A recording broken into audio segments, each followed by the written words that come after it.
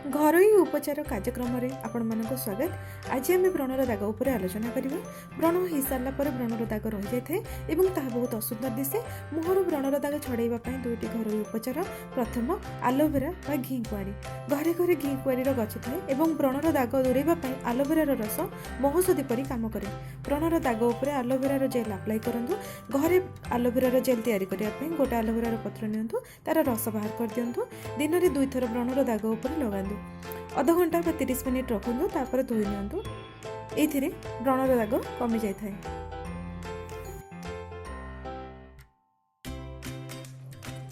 गोटे जगार 1 चमच महू, 1 चमच लेंबू रस एवं 2 चमच कंचा क्षीर को मिसई गोटे मिश्रण प्रिपेयर करंतु। यही मिश्रण को व्रणर दाग उपर लगांतु। यह व्रणर दाग दूरेवा बहुत मात्रा सहायता करता है। निजर जत्न नियंतु एवं प्रचुर मात्रा पानी पियंतु।